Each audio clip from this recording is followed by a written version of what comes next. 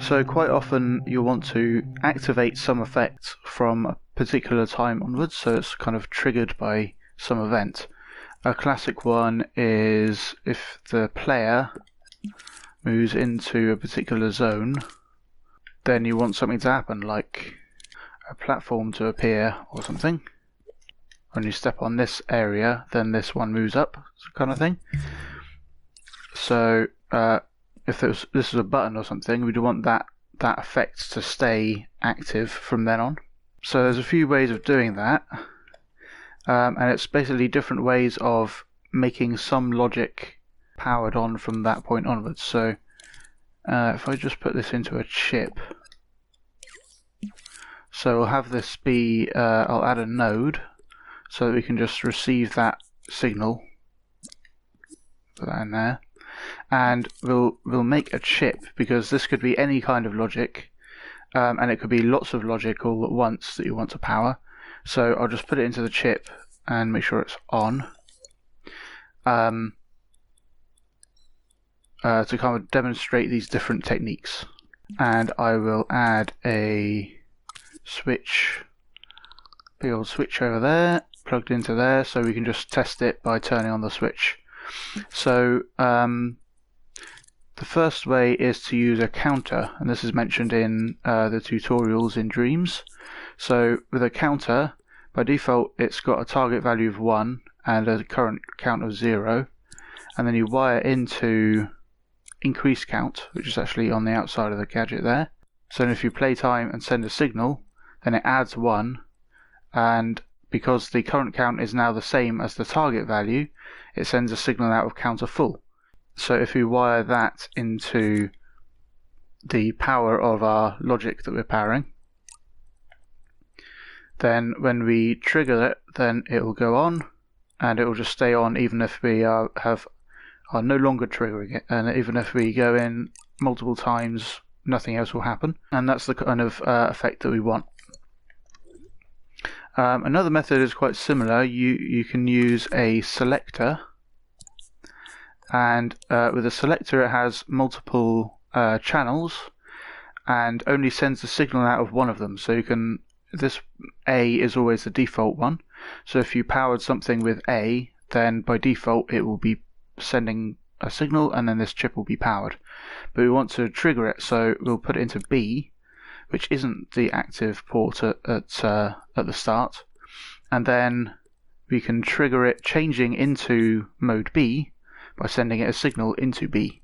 So now when we play time and we send a signal, it goes into channel B, and then channel B, even when this turns off, now channel B is the active port and it's powering this logic. Another way is to use a keyframe, and if we turn the microchip off by default, then we can use the keyframe to turn it on, and then we power that keyframe, which doesn't really change anything right now, because while we're sending a signal, that chip is on. When we're not sending a signal, that chip is off. So it's the same as just wiring it straight in. However, if we now set this to keep changes, then when this keyframe turns on, it affects the microchip and turns it on. But when this keyframe is turned off, it won't turn it off again to its default state. It will just leave it as the recorded state it had.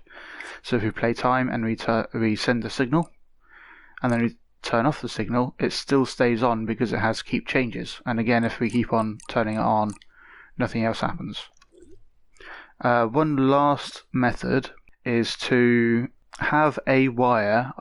So you could use a wire from here, but I'm going to use a different wire just for demonstration purposes. So a wire that hasn't got a signal going through it, going into the chip, but then we destroy this object which removes that wire. So if we just demonstrate what happens, so if this chip is on by default, then it'll make the platform go up and the logic works.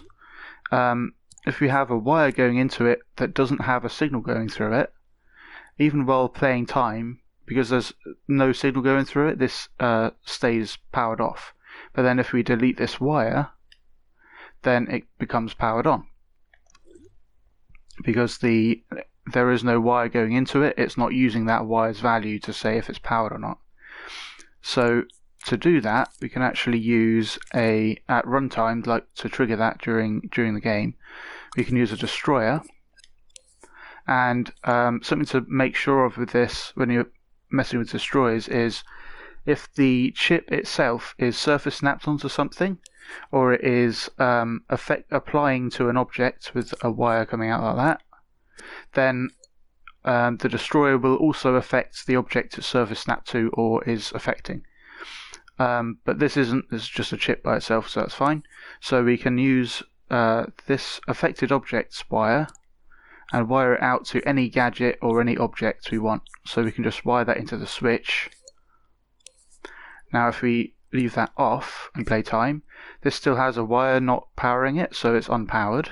And then we turn on the destroyer, and it destroys the source of the wire, so the wire also gets destroyed.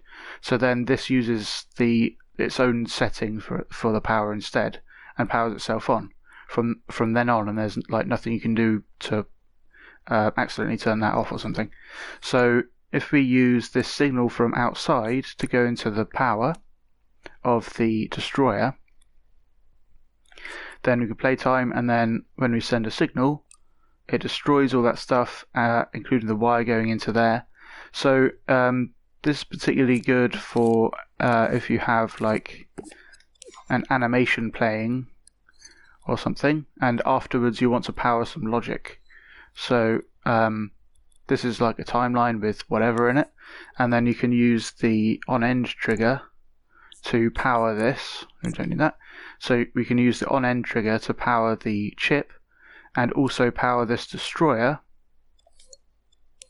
So normally, let's see what that does. Let's just leave the destroyer off. So then when it gets to the end of the timeline, it sends a pulse, which means a really short signal. So this is powered for a really short amount of time. But then if we wire this into the power of the destroyer and have the destroyer destroy that timeline, then when it gets to the end of the timeline, this gadget will be destroyed and the wire going into here will be destroyed, so it will just power by itself. Like that. This is actually a technique I used way back in beta. Or you could put this destroyer into the timeline itself, and when it gets to that point, it will destroy the timeline and again allow the chip to power itself. I'd like to thank Evil Key Mal, Jason AC, Scully Volley, and all of my other supporters for making this tutorial possible. Check out TAPgiles.com to find out how you can support me in helping Dreams creators. Thanks for your consideration, and I'll see you in the next one.